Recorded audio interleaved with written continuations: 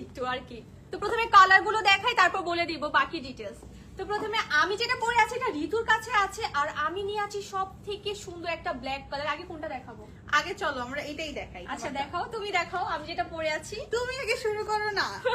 ওকে, so আমি এই কালারটা পরে আছি, এটা থাকছে আমার একটু পেস্টাল টোনের মাঝে, অনেক সুন্দর একটা কালার।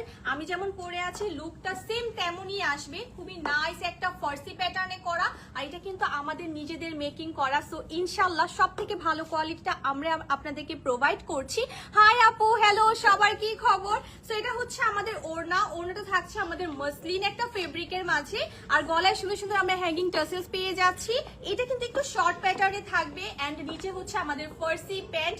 ফার্সি কিন্তু এখন ট্রেন্ডিং এ আছে, সো এইটা ভেবে আমরা ঈদের জন্য আমাদের এই কালেকশনটা লঞ্চ করেছি।